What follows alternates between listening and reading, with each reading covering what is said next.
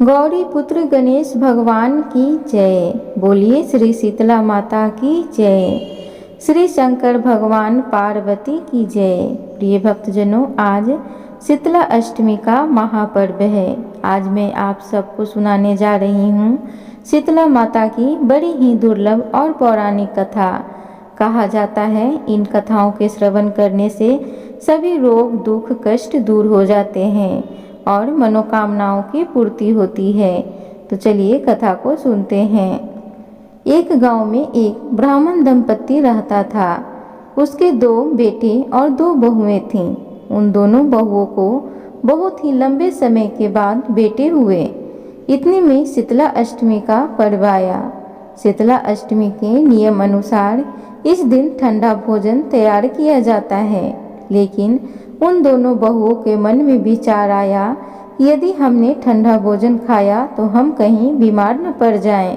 अभी बच्चे भी छोटे हैं, कहीं वह भी बीमार न हो जाएं। ऐसे में उन दोनों ने चुपचाप अपना खाना खाने के लिए 2 बाटियां पशुओं के दाना देने वाले बर्तन में बनाकर तैयार करके रख ली। इसके बाद दोनों बहुएं अपनी सास के साथ माता शीतला की पूजा करके घर आई और माता की कथा सुनी। पूजा से लौट कर आने के बाद सास तो शीतला माता के भजन गाने लगी, लेकिन दोनों बहुएं बच्चों के रोने का बहाना बनाकर वहां से घर लौट आई। इसके बाद दोनों ने पशुओं के बर्तन से गरम गरम बाटी निकाली और उसका सेवन किया। इसके बाद जब सास घर वापस आई तो उसने दोनों बहुओं को आवाज लगाई और भोजन करने के लिए कहा। दोनों ने ठंडे भोजन का सेवन किया और फिर अपने अपने काम में लग गए। इसके बाद सास ने काफ़ी देर बाद कहा कि बच्चे बहुत देर से सोए हैं, उन्हें उठाकर भोजन करा के सुला दो। बहुएं जैसे ही अपने बच्चों को उठाने के लिए गई, उन्होंने देखा कि बच्चे मृत हैं। ऐसा शीतला माता के प्रकोप के कारण हुआ। बहुएं विवश हो गई। सास को जब सारी बात पता चली तो वह बहुओं से लड़ने लगी। सास बोली कि तुम दोनों ने अपने बेटों की बदौलत शीतला माता की अवहेलना की है, इसलिए मेरे घर से निकल जाओ और कैसे भी हो बेटों को स्वस्थ लेकर ही घर वापस आना। अपने मृत बेटों को लेकर दोनों बहुएं घर से निकल गईं और रास्ते में जाते हुए एक जीर्ण वृक्ष के पास पहुंच गईं। यह खेजड़ी के वृक्ष के नीचे पहुंची। इसके नीचे दोनों ओरी शीतला 2 बहनें बैठी थीं। दोनों के बालों में जू थी। वहीं दोनों बहुएं थक गई थीं। दोनों बहुएं औरी और शीतला के पास पहुंची। उन दोनों ने औरी और शीतला के सिर से बहुत सारी जुएं निकाली। जुओं का नाश होने से औरी और शीतला ने अपने मस्तक में बड़ी शीतलता का अनुभव किया और उसने कहा कि तुम दोनों ने हमारे मस्तक को शीतल ठंडा किया है, वैसे ही तुम्हें पेट की शांति मिले। इतने पर दोनों बहुएं बोली कि हम पेट का दिया हुआ ही लेकर मारी मारी भटक रही हैं, लेकिन शीतला माता के दर्शन नहीं हुए हैं। शीतला माता ने कहा कि तुम दोनों ने पाप किया है, तुम दुष्ट हो, दुराचारणी हो, तुम्हारा तो मुंह तक देखने का योग्य नहीं है। शीतला सप्तमी के दिन ठंडा भोजन करने के बदले तुम दोनों ने गर्म भोजन कर लिया था। इतना सुनते ही बहुओं ने शीतला माता जी को पहचान लिया और दोनों ने शीतला माता को प्रणाम किया और गिड़गिड़ाते हुए बोली कि हमने अनजाने में गर्म खाना खा लिया, आपके प्रभाव को हम नहीं जानती थीं। आप हमें क्षमा करो, हम फिर कभी ऐसा नहीं करेंगे। उनके ऐसे वचन सुनकर शीतला माता प्रसन्न हुई और शीतला माता ने मृतक बालकों को जीवित कर दिया। इसके बाद बहुएं अपने बच्चों को लेकर फिर से गांव लौट आई। जब गांव के लोगों को पता चला कि शीतला माता ने उनको दर्शन दिए हैं, तो लोगों ने बहुत धूमधाम से उनके स्वागत किया और उन्होंने कहा कि हम गांव में शीतला माता के मंदिर का निर्माण करवाएंगे। शीतला माता ने जैसे उन दोनों बहुओं पर अपनी कृपा दृष्टि रखी, वैसी हर किसी पर रखें। बोलिए श्री शीतला माता की जय। प्रिय भक्तजनों, आप सुनिए मनोकामना को पूर्ति करने वाली एक और कथा। एक बार शीतला माता ने सोचा कि चलो आज देखूं कि धरती पर मेरी पूजा कौन करता है, कौन मुझे मानता है। यही सोचकर शीतला माता धरती पर राजस्थान के डुंगरी गांव में आई और देखा कि इस गांव में मेरा मंदिर नहीं है और न ही मेरी पूजा होती है। माता शीतला गांव की गलियों में घूम रही थीं। तभी एक मकान के ऊपर से किसी ने चावल का उबला पानी यानी कि माड नीचे फेंका। वह उबलता पानी शीतला माता के ऊपर गिरा, जिससे शीतला माता के शरीर में फफोले और छाले पड़ गए। शीतला माता के पूरे शरीर में जलन होने लगी। शीतला माता गांव में इधर उधर भाग भाग के चिल्लाने लगी, अरे मैं जल गई, मेरा शरीर तप रहा है, जल रहा है, मेरी कोई सहायता करो। लेकिन उस गांव में किसी ने शीतला माता की सहायता नहीं की। वहीं अपने घर के बाहर एक कुम्हारन महिला बैठी थी। उस कुम्हारन ने देखा कि अरे यह बूढ़ी माई तो बहुत जल गई है, इसके पूरे शरीर में तपन है, इसके पूरे शरीर में फफोले पड़ गए हैं, यह तपन सहन नहीं कर पा रही है। तब उस कुम्हारन ने कहा, हे माँ, तू यहाँ आकर बैठ जा, मैं तेरे शरीर के ऊपर ठंडा पानी डालती हूँ। कुम्हारन ने उस बूढ़ी माई पर खूब ठंडा पानी डाला और बोली, माँ, मेरे घर में रात की बनी हुई राबड़ी रखी है, थोड़ा दही भी है, तू दही राबड़ी खा ले। जब बूढ़ी माई ने ठंडी ज्वार के आटे की राबड़ी और दही खाया तो उसके शरीर को ठंडक मिली। तब उस कुम्हारन ने कहा, आ माँ, बैठ जा, तेरे सिर के बाल बहुत बिखरे हैं, ला मैं तेरी चोटी गूंथ देती हूँ। और कुम्हारन माई की चोटी गूंथने हेतु कंघी बालों में करती रही। अचानक कुम्हारन की नज़र उस बूढ़ी माई के सिर के पीछे पड़ी तो कुम्हारन ने देखा कि एक आँख बालों के अंदर छुपी है। यह देखकर कुम्हारन डर के मारे घबराकर भागने लगी।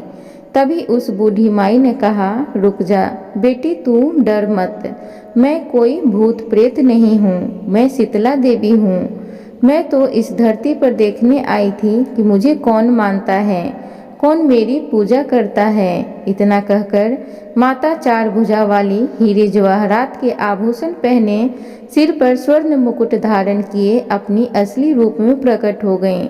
माता के दर्शन कर कुम्हारन सोचने लगी कि अब मैं गरीब इन माता को कहाँ बिठाऊं। तब माता बोली, हे बेटी, तुम किस सोच में पड़ गई। तब उस कुम्हारन ने हाथ जोड़कर आंखों में आंसू भरते हुए कहा, हे माँ, मेरे घर में तो चारों तरफ दरिद्रता बिखरी हुई है, मैं आपको कहाँ बिठाऊं। मेरे घर में ना तो चौकी है, ना बैठने का आसन ही। तब शीतला माता प्रसन्न होकर उस कुम्हारन के घर पर खड़े हुए गधे पर बैठकर एक हाथ में झाड़ू, दूसरे हाथ में डालियाँ लेकर उस कुम्हारन के घर की दरिद्रता को झाड़कर डालिया में भरकर फेंक दिया और उस कुम्हारन से कहा, हे बेटी, मैं तेरी सच्ची भक्ति से प्रसन्न हूँ, अब तुझे जो भी चाहिए मुझसे वरदान मांग लो। तब कुम्हारन ने हाथ जोड़कर कहा, हे माता, मेरी इच्छा है अब आप इसी डुंगरी गांव में स्थापित होकर यहीं निवास करें और जिस प्रकार आपने मेरे घर की दरिद्रता को अपनी झाड़ू से साफ कर दिया, ऐसे ही आपको जो भी भक्त होली के बाद की सप्तमी को भक्ति भाव से पूजा कर अष्टमी के दिन आपको ठंडा जल, दही व बासी ठंडा भोजन चढ़ाए, उसके घर की दरिद्रता को दूर करना एवं आपकी पूजा करने वाली महिला का अखंड सुहाग रखना, उसकी गोद हमेशा भरी रखना। साथ ही जो पुरुष शीतला अष्टमी को नाई के यहाँ बाल ना कटवावे, धोबी को कपड़े धुलने ना दें और पुरुष भी आप पर ठंडा जल चढ़ाकर, नारियल फूल चढ़ाकर परिवार सहित ठंडा बासी भोजन करें, उसके काम धंधे व्यापार में कभी दरिद्रता न आए। तब माता बोली, तथास्तु। हे बेटी, जो तूने वरदान मांगे हैं मैं सब तुझे देती हूँ। हे बेटी, तुझे आशीर्वाद देती हूँ कि मेरी पूजा का मुख्य अधिकार इस धरती पर सिर्फ कुम्हार जाति का ही होगा। तभी उसी दिन से डुंगरी गांव में शीतला माता स्थापित हो गईं और उस गांव का नाम हो गया सील की डुंगरी। सील की डुंगरी भारत का एक मात्र मुख्य मंदिर है। शीतला सप्तमी के दिन यहाँ बहुत विशाल मेला लगता है। बोलिए जय श्री शीतला माता की जय। प्रिय भक्तजनों, आप सुनिए शीतला माता की एक अन्य कथा। एक बार एक राजा के इकलौते पुत्र को शीतला यानी कि चेचक निकली। उसी के राज्य में एक काछी पुत्र को भी शीतला निकली हुई थी। काछी परिवार बहुत गरीब था, पर भगवती का उपासक था। वह धार्मिक दृष्टि से जरूरी समझे जाने वाले सभी नियमों को बीमारी के दौरान भी भली भांति निभाता रहा। घर में साफ सफाई का विशेष ख्याल रखा जाता था। नियम से भगवती की पूजा होती थी। नमक खाने पर पाबंदी थी। सब्जी में न तो छौंक लगता था और न कोई वस्तु भुनी तली जाती थी। गर्म वस्तु न वह स्वयं खाता न शीतला वाले लड़के को देता था। ऐसा करने से उसका पुत्र शीघ्र ही ठीक हो गया। उधर जब से राजा के लड़के को शीतला का प्रकोप हुआ था, तब से उसने भगवती के मंडप में सप्तचंडी का पाठ शुरू करवा रखा था। रोज हवन व बलिदान होते थे। राजपुरोहित भी सदा भगवती की पूजा में मग्न रहते। राजमहल में रोज कड़ाही चढ़ती, विभिन्न प्रकार के गर्म स्वादिष्ट भोजन बनते। सब्जी के साथ कई प्रकार के मांस भी पकते थे। इसका परिणाम यह होता था कि उन लजीज भोजनों की गंध से राजकुमार का मन मचल उठता। वह भोजन के लिए जिद करता। एक तो राजपुत्र और दूसरे इकलौता, इस कारण उसकी अनुचित जिद भी पूरी कर दी जाती। इस पर शीतला का कोप घटने के बजाय बढ़ने लगा। शीतला के साथ साथ उसे बड़े बड़े फोड़े भी निकलने लगे, जिनमें खुजली व जलन अधिक होती थी। शीतला की शांति के लिए राजा जितने भी उपाय करता, शीतला का प्रकोप उतना ही बढ़ता जाता, क्योंकि अज्ञानतावश राजा के यहाँ सभी कार्य उल्टे हो रहे थे। इससे राजा और अधिक परेशान हो उठा। उसकी समझ में नहीं आ रहा था कि इतना सब होने के बाद भी शीतला का प्रकोप शांत क्यों नहीं हो रहा है। एक दिन राजा के गुप्तचरों ने उन्हें बताया कि काछी पुत्र को भी शीतला निकली थी, पर वह बिल्कुल ठीक हो गया है। यह जानकर राजा सोच में पड़ गया कि मैं शीतला की इतनी सेवा कर रहा हूँ, पूजा व अनुष्ठान में कोई कमी नहीं है, पर मेरा पुत्र अधिक रोगी होता जा रहा है, जबकि काछी पुत्र बिना सेवा पूजा के ही ठीक हो गया। इसी सोच में उसे नींद आ गई। श्वेत वस्त्र धारणी भगवती ने उसे स्वप्न में दर्शन देकर कहा, हे राजन, मैं तुम्हारी सेवा अर्चना से प्रसन्न हूँ, इसलिए आज भी तुम्हारा पुत्र जीवित है। इसके ठीक न होने का कारण यह है कि तुमने शीतला के समय पालन करने योग्य नियमों का उल्लंघन किया है। तुम्हें ऐसी हालत में नमक का प्रयोग बंद करना चाहिए। नमक से रोगी के फोड़ों में खुजली होती है। घर की सब्जियों में छौंक नहीं लगाना चाहिए, क्योंकि इसकी गंध से रोगी का मन उन वस्तुओं को खाने के लिए ललचता है। रोगी का किसी के पास आना जाना मना है, क्योंकि यह रोग औरों को भी होने का भय रहता है। अतः इन नियमों का पालन कर तेरा पुत्र अवश्य ही ठीक हो जाएगा। विधि समझाकर देवी अंतर ध्यान हो गईं। प्रातः से ही राजा ने देवी की आज्ञा अनुसार सभी कार्यों की व्यवस्था कर दी। इससे राजकुमार की सेहत पर अनुकूल प्रभाव पड़ा और वह शीघ्र ही ठीक हो गया। इसी दिन भगवान श्री कृष्ण और माता देवकी का विधिवत पूजन करके मध्यकाल में सात्विक पदार्थों का भोग लगाना चाहिए। ऐसा करने से पुण्य ही नहीं मिलता, बल्कि समस्त दुखों का निवारण होता है। एक बार बोलिए जय श्री शीतला माता की जय। प्रिय भक्तगणों, उम्मीद करूंगी आज की आप सबको कथा अच्छी लगी होगी। आप सबसे निवेदन है कि प्लीज़ चैनल को ज़रूर सब्सक्राइब करें, वीडियो को लाइक करें, कमेंट बॉक्स में जय शीतला माता ज़रूर लिखें और अपनी फैमिली में इस वीडियो को ज़रूर शेयर करें। धन्यवाद।